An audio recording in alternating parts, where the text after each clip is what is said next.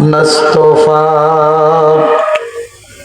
عما بعد فقد قال الله تعالى في كلامه المجيد ওরকম থাক ওরকম থাক দিকে বলে অভিমানে খুব দিতে হবে সামনে কি তাহলে নাইকে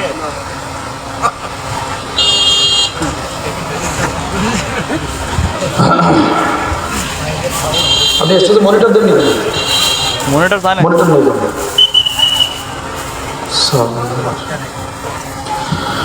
فقد قال الله تعالى في كلامه المجيد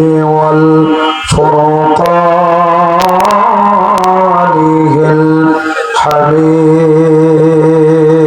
الحميد قولوا সবাই أعوذ بالله من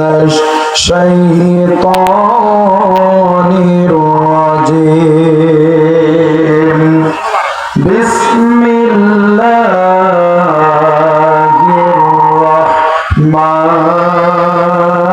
الرحمن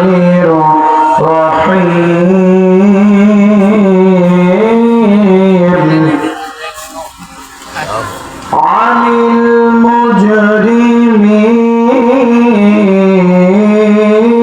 المجرمين الله اكبر ما سلككم في سقر الله اكبر قالوا لم نك من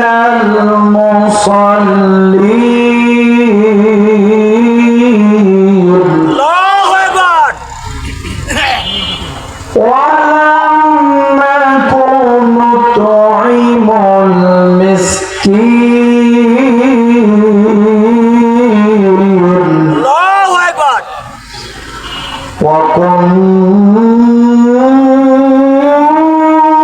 وكنا نخوض مع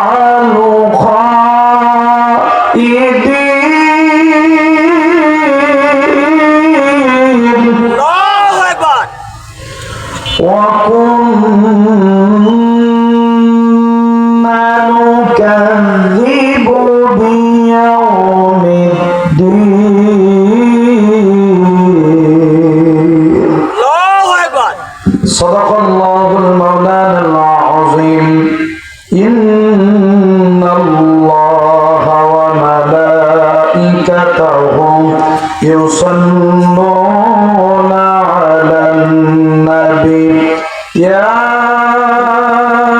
أيها الذين آمنوا صلوا عليه وسلموا تسليما اللهم صل على محمد سيدنا مولانا محمد وعلى آل سيدنا مولانا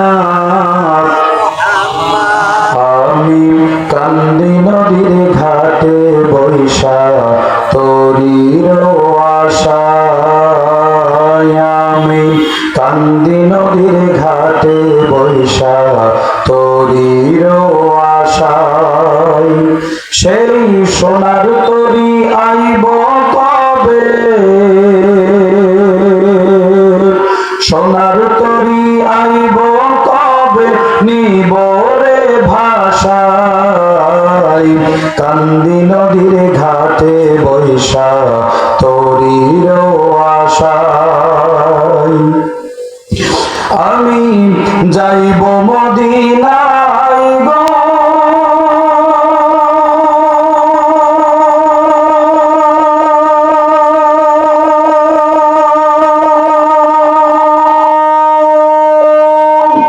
সোনার মদিনায়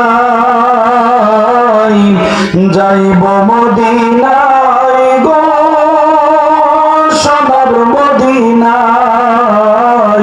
কান্দি নদীর ঘাটে বই দিশা তোরির আশায় লা ইলাহা মোহাম্মদে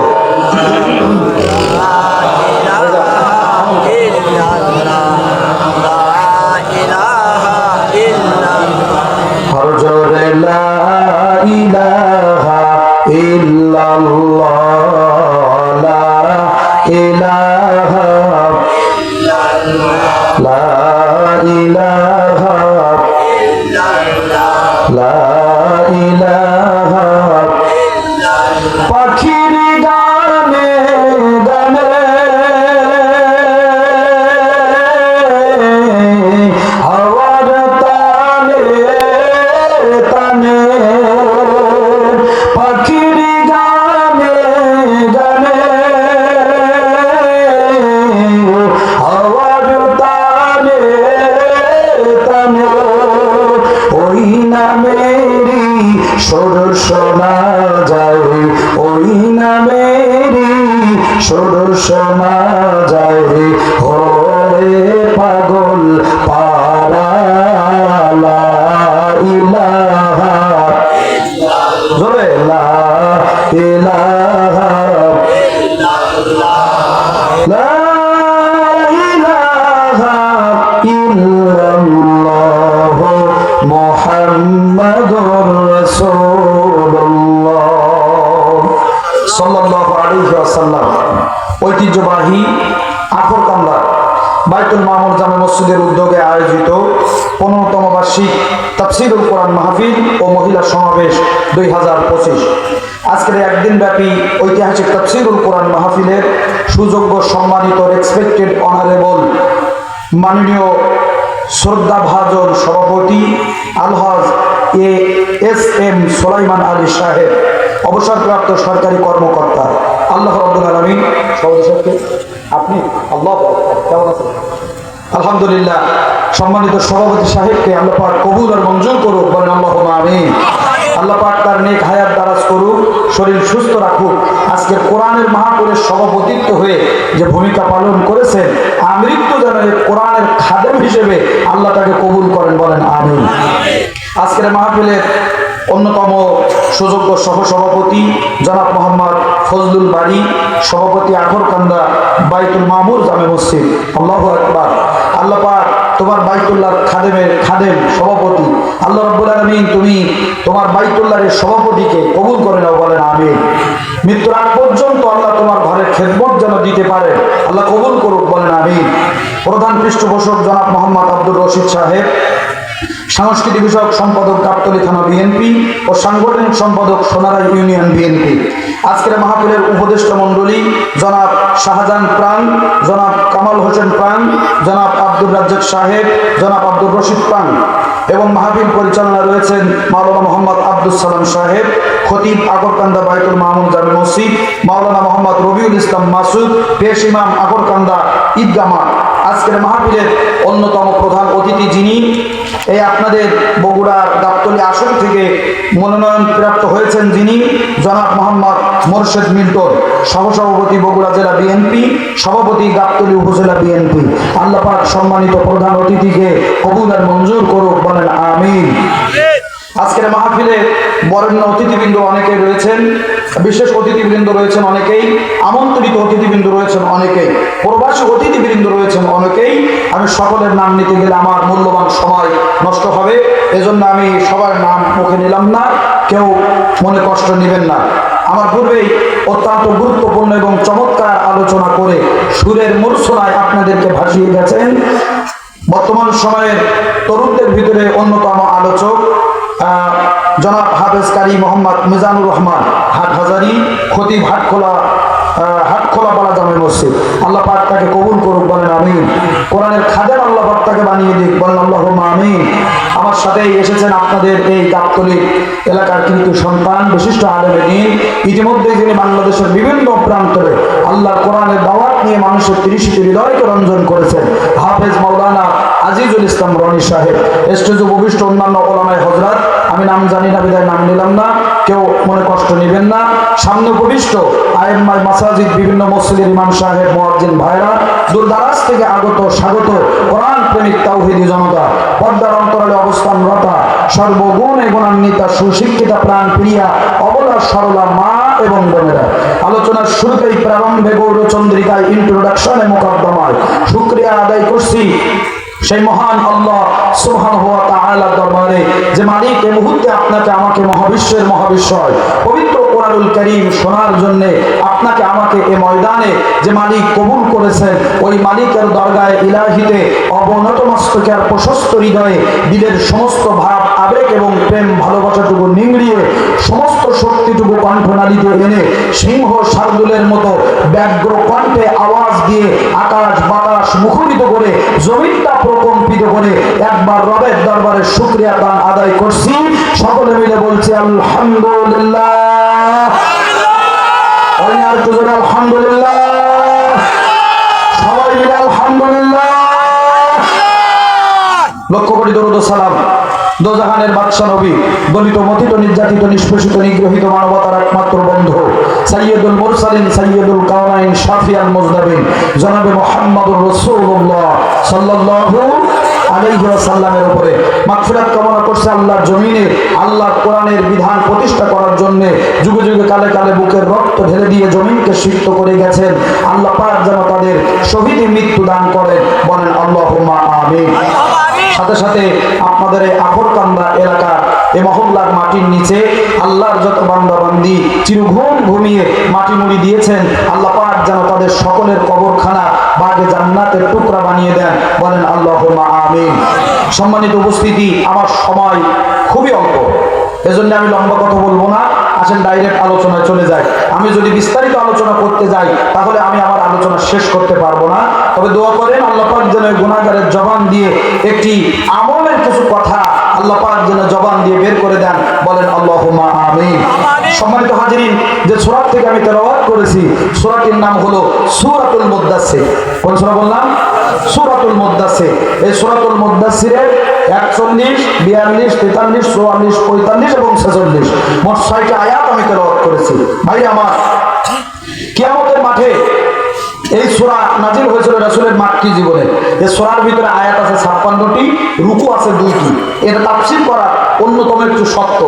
সূরার পরিচিতি বলতে হয়, নামকরণ বলতে হয়, এরপরে শানে নজুল বলতে হয়, এরপরে আপনার আয়াতের ব্যাখ্যা, এরপরে শিক্ষা। কিন্তু সব বলতে গেলে আমি সময় পাবো না, এজন্য অল্প অল্প করে বলছি। এই সূরার ভিতরে আয়াত আছে 56টি, রুকু আছে 2টি। আমার ভাইরা, সূরাটি নাজিল হয়েছিল রাসূলের মাক্কি জীবনে। সংক্ষেপে পরিচয় দিলাম। এই সূরাটির নামকরণ আল্লাহ পাক এই সূরার প্রথম নাম্বার আয়াত ইয়া আইয়ুহাল মুদ্দাসসির, এই মুদ্দাসসির শব্দ থেকে এই সূরার নামকরণ করা হয়েছে সূরাতুল মুদ্দাসসির। মুদ্দাসসির শব্দের শাব্দিক অর্থ হলো কম্বল দ্বারা আবৃত। কম্বল দ্বারা আবৃত, খুব ভালো করে বুঝবেন ভাই আমার। কেন এই সূরা আল্লাহ রাসূলের উপরে নাজিল হলো? যখন গোটা বিশ্বের মানুষেরা, গোটা পৃথিবীর মানুষেরা আল্লাহকে ভুলে গেল, আল্লাহকে রব মানা, আল্লাহকে প্রভু মানা বাধি দিয়ে দিল, দিয়ে যখন তারা হত্যা, ধর্ষণ, খুন, খারাপি, লুটতরাজ, রাহাজানি, জেনা, ব্যভিচার, অন্যায়, অবিচার মানুষ যখন লিপ্ত হলো, আল্লাহ পাক বলেন ওয়ালাকাদ বাআসনা ফি কুল্লি উম্মাতির রাসূলা, যুগে যুগে আমি আল্লাহ পাক মানুষদেরকে হেদায়েতের পথে আনার জন্য, হেদায়েতের পথে আনার জন্য আমি আল্লাহ নবী এবং রাসূলদেরকে প্রেরণ করেছি। চিৎকার দিয়ে বলুন সুবহানাল্লাহ। ভাই আমার, ঈসা রুহুল্লাহ থেকে আল্লাহ রাসূলের আগমনের পর্যন্ত মানুষ আল্লাহকে ভুলে গেল, রবকে এটা ভুলে গেল, মানুষ অন্যায় অবিচারে লিপ্ত হলো। আল্লাহ পাক ঐতিহাসিক কোন এই জাতির নাম দিয়েছে, এই সময়টার নাম দিয়েছেন আইয়ামে জাহিলিয়া।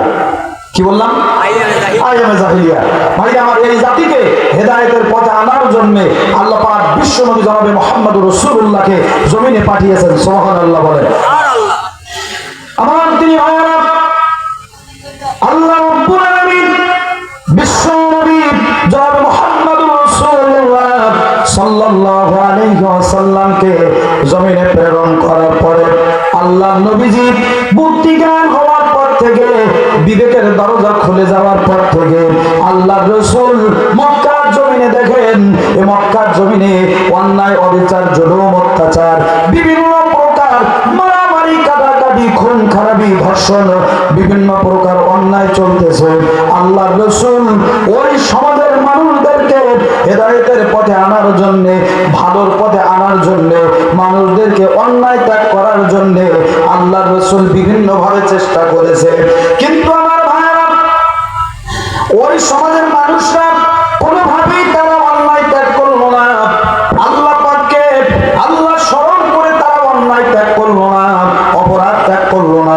1 2 3 3 করতে করতে আল্লাহ রাসূলের বয়স হলো 17 বছর। জোরে কোন কত বছর? আমার নবীজির বয়স হলো 17 বছর। আল্লাহ নবীজি 17 বছর বয়সে ওই সমাজের যুবকদেরকে একত্রিত করে রাসূল আমার একটি দল গঠন করলেন, সংগঠন তৈরি করলেন। তার নাম হলো হিলফুল ফুজুল। কি নাম বললাম? হিলফুল ফুজুল। হিলফুল ফুজুল শব্দের অর্থ হলো শান্তি সংঘ। শান্তি সংঘ। আল্লাহ নবীজি ওই সমাজের যুবকদেরকে একত্রিত করে রাসূল আমার এই শান্তি সংঘ গঠন করলেন, যুব কমিটি গঠন করলেন। ভাইরা আমার, এই যুব কমিটি দিয়ে আল্লাহর রাসূল 17 থেকে 40 বছর পর্যন্ত মক্কার জমিনে মানুষদেরকে ভালোর দিকে ডেকেছেন, মানুষদেরকে অন্যায় অবিচার ছাড়ার জন্য আল্লাহ রাসূল আহ্বান করেছেন।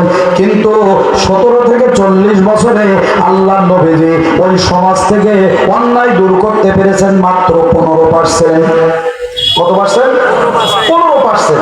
এখনো 85% অন্যায় এ সমাজে বিদ্যমান রয়ে গেছে। ভাই আমার, এখান থেকে একটা জিনিস বোঝা যায়, এই সমাজে, আমাদের এদেশে, আমাদের এই রাষ্ট্রে, আমাদের এই ছোট্ট 56,000 বর্গ মাইলের এদেশে অন্যায় থাকুক, এটাকে আমরা চাই? একটু জোরে বলেন, চাই? আমরা কেউ চাই না যে এখানে অন্যায় থাকুক, চুরি ডাকাতি ছিনতাই রাহাজানি লুটতরাজ জেনা ব্যভিচার ধর্ষণ খুন খারাপি থাকুক, এটাকে আমরা চাই? আমরা কেউ চাই না। তাহলে আল্লাহ রাসূল চাননি যে মক্কার জমিনে এই অন্যায় অবিচার জুলুম অত্যাচার থাক। এজন্য 17 বছর বয়সে আল্লাহ রাসূল একটি দল, একটি সংগঠন, একটি যুব কমিটি তৈরি করেছিল। আমার মুসলমান ভাইরা, আমার বগুড়া জেলার গাবতলী মুসলমান ভাইরা, আজকের এই সমাজের চুরি ডাকাতি ছিনতাই লুটতরাজ রাহাজানি জেনা ব্যভিচার অত্যাচার থাকুক, এটা যেমন আমরা চাই না। আজকে যদি এই সমাজ থেকে অন্যায় বিচারগুলো দূর করতে চান, আল্লাহ নবী যেমন 17 বছর বয়সে একটি দল করেছেন, সংগঠন তৈরি করেছেন, আল্লাহর কসম করে বলি, গোটা বিশ্বের মুসলমানদের আর বাংলাদেশের মুসলমানদের এ জমিন থেকে অন্যায় দূর করতে গেলে দল ছাড়া কোনো উপায় নাই, উপায় নাই, উপায় নাই। ঠিক না বেঠে? আমার ভাইরা, আমার বন্ধুরা, 40 বছর বয়সে রাসূল যখন দেখলেন যে সমাজ থেকে অন্যায় দূর হচ্ছে না, আল্লাহ রাসূল চলে গেলেন হেরা পর্বতে। কোথায়? হেরা পর্বতে। আমার তিনি ভাইরা, আল্লাহ রাসূল হেরা পর্বতে যে ধ্যানে মগ্ন হলেন, আমার রবের সান্নিধ্যে চলে গেলেন। আল্লাহ পাক ডাক দিয়ে বলেন, ও নবীজি, এই দুনিয়ার সমাজ থেকে, আপনি এই রাষ্ট্র থেকে অন্যায় অবিচার দূর করার জন্য আমি রবের সান্নিধ্যে চলে এসেছেন। ও নবীজি, আমি আল্লাহ পাক আপনার মনের সংবাদ জানি, এজন্য আমি রব আজকের আপনার উপরে লাউহে মাহফুজ থেকে নাজিল হওয়া ফি লাউহিন মাহফুজ ইন্নাহু লাকুরআনুন কারীম।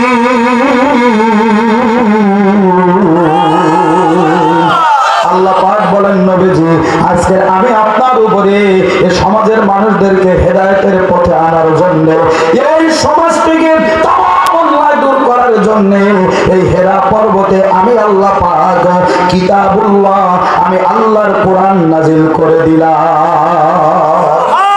আর জোরে বলা যাবে না সুবহানাল্লাহ? রাসূলের উপরে সূরা আলাকের প্রথম 5টি আয়াত নাজিল হয়ে গেল। আল্লাহ রাসূল হেরা পর্বত থেকে নেমে আসলেন, খাদিজাতুল কুবরার ঘরের দরজায় ছোট্ট করে একটি টোকা দিলেন, ডাক দিলেন, খাদিজা। একটা ডাক দিলেন। কয়টা? একটু জোরে বলেন। একটা ডাক দিলেন খাদিজা। ডাক দেওয়ার সাথে সাথে ঘরের দরজা খুলে গেছে। সুবহানাল্লাহ বলুন। আমার নবীজি ডাক দিয়ে বলেন, খাদিজা, এক ডাকে কেমনে তুমি ঘরের দরজা খুলে দিলে, আর তুমি বুঝলে কি করে এই মুহূর্তে আমি মুহাম্মদ সাল্লাল্লাহু আলাইহি ওয়াসাল্লাম তোমারে ডাক দেব, একটা ডাকে তুমি ঘরের দরজা কেমনে খুলে দিলে? হযরতে খাদিজা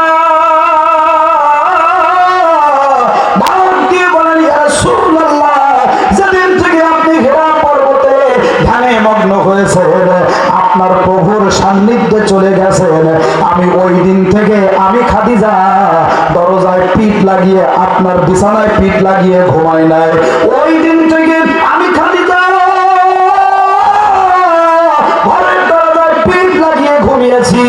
আপনি কখন জানি ওই হেরা পর্বত থেকে নেমে এসে খাদিজা বলে ডাক দিবেন, আর আমি যদি ঘুমিয়ে থাকি আপনার কষ্ট হবে।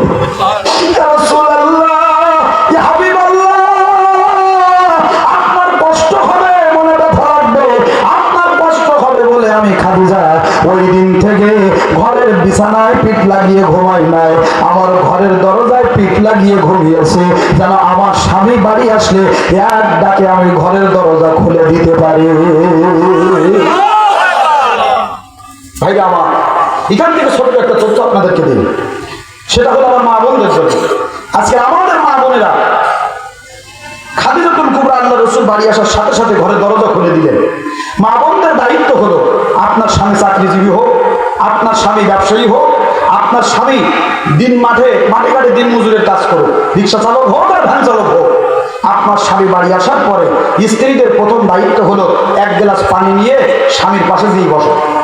স্বামীর হাতে পানির গ্লাসটা তুলে দিয়ে আঁচলটা দিয়ে স্বামীর মুখটা একটু মুছে দেওয়া, দিয়ে স্বামীকে বলা, প্রাণের স্বামী, এত কষ্ট করার কোনো দরকার নেই, আল্লাহ আমাদের যেটুকু দিয়েছে এতেই আমরা সন্তুষ্ট আছি। সুবহানাল্লাহ বলে।